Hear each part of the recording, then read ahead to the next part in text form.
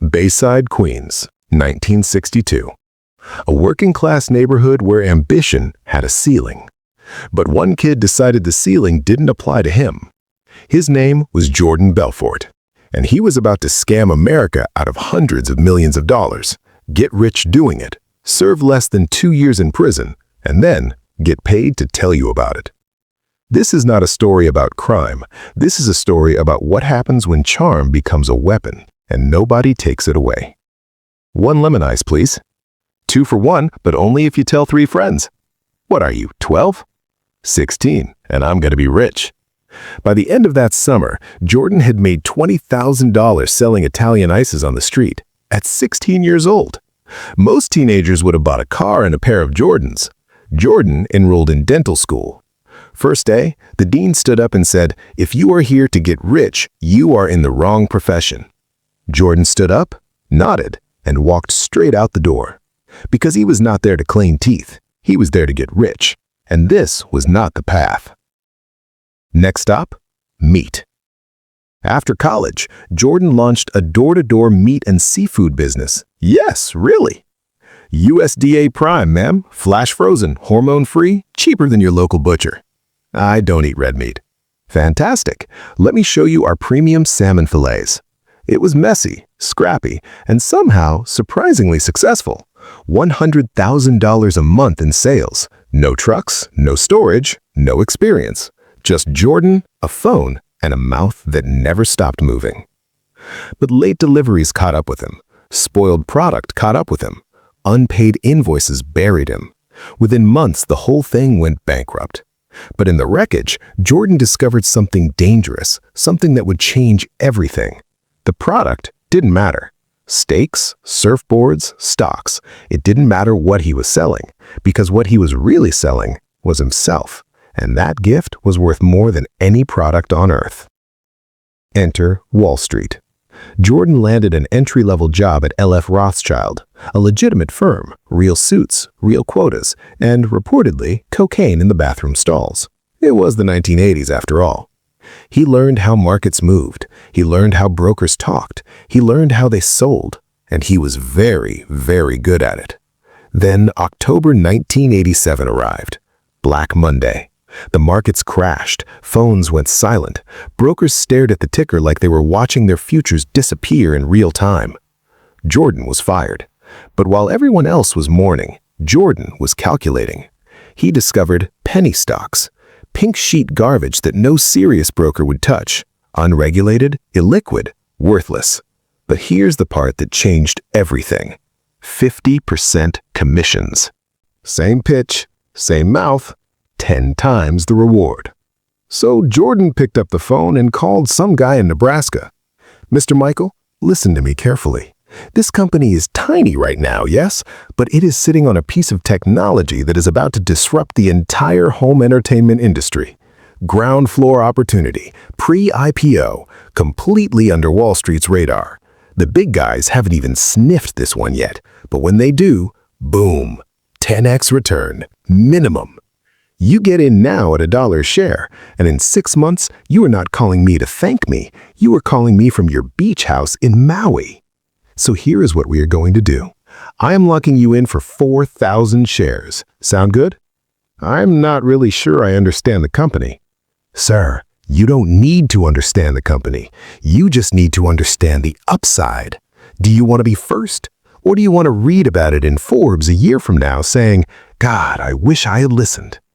$4,000. 1 phone call. No rules, no regulators, no breaks.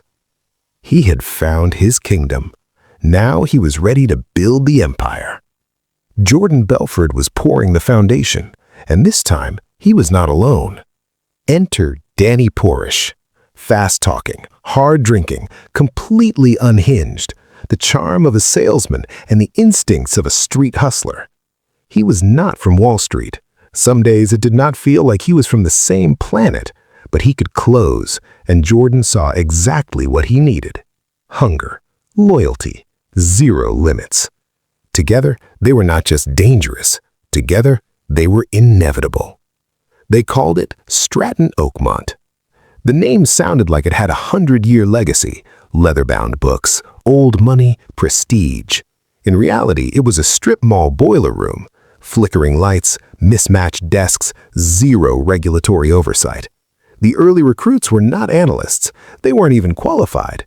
Bartenders, college dropouts, neighborhood guys with nothing to lose. Jordan did not want experience. He wanted hunger.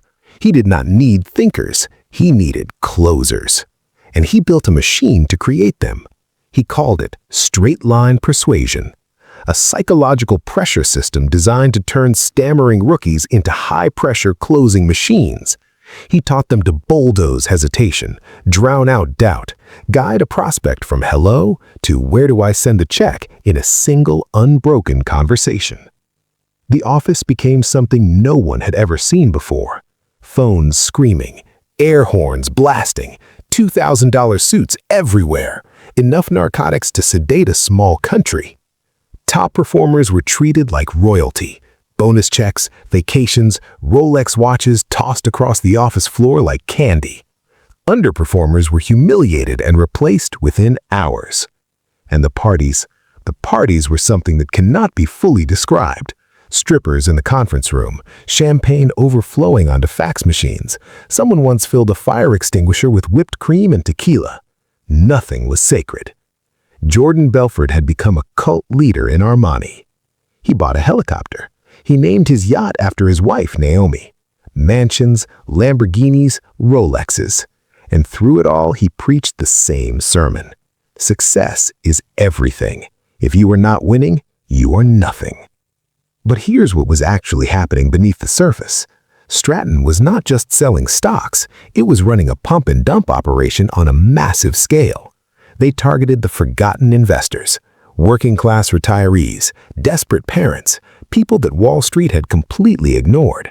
They bought up massive blocks of cheap shares, turned the sales floor into a hype machine, call after call, promise after promise. They flooded the market with manufactured excitement, spiked the price, and then dumped everything at the top, leaving thousands of ordinary people holding stock worth nothing. At Stratton Oakmont, this was not called fraud. It was called another Tuesday. By 1994, the walls were beginning to close. The SEC was flagging suspicious filings. Investor complaints were piling up. Millions were being funneled offshore through shell companies. Some accounts were under Jordan's aunt's name in the UK. Others were parked in Geneva under company names that did not exist.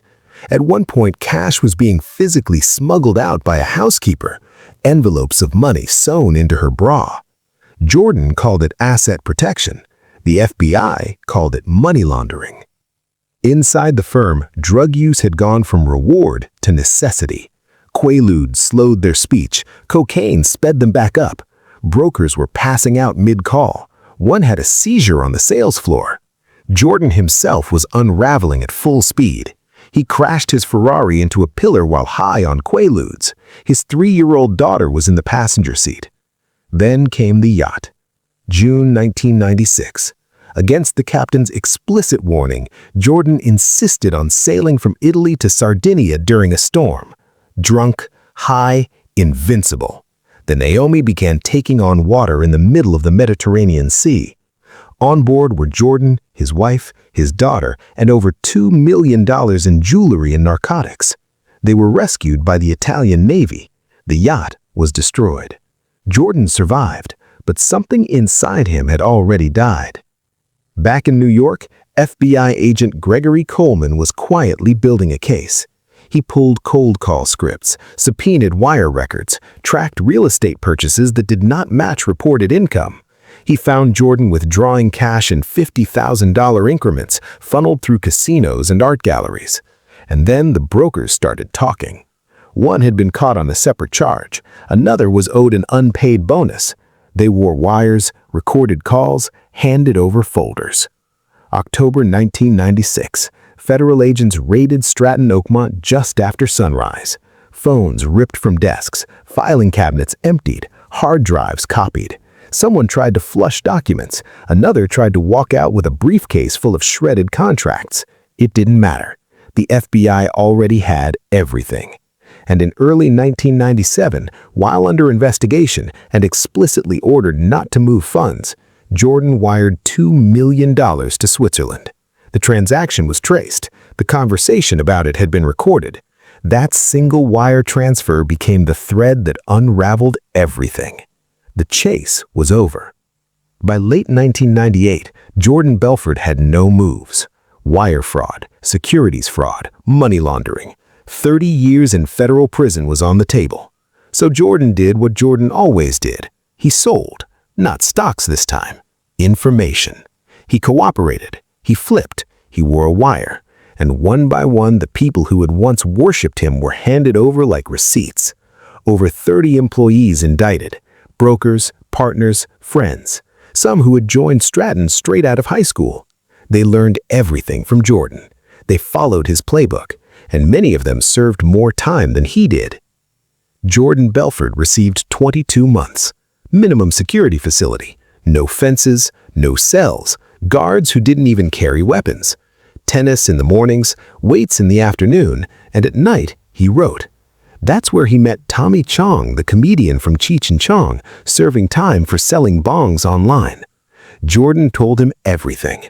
The drugs, the yacht, the envelopes of cash, the lie that became a lifestyle. Tommy wasn't outraged. He was amused. Write it down, he said. So Jordan did. In 2007, he published The Wolf of Wall Street, a memoir that read less like a confession and more like a highlight reel. No real remorse, no apology, just yachts, fraud, chaos, and punchlines. The public ate it up. He sold the film rights, he wrote a sequel, and in 2013, Martin Scorsese and Leonardo DiCaprio turned it into a global blockbuster. The man who lied to investors now was entertaining them on the big screen. Audiences laughed, critics applauded, and Jordan Belfort, convicted felon, became a pop culture icon. But the people he scammed never got movie deals. They never got closure. A teacher who lost her entire retirement, a war veteran who invested his life savings, a family that remortgaged their home for the next big thing. Left with debt, left with nothing. The court ordered Jordan to repay $110 million in restitution.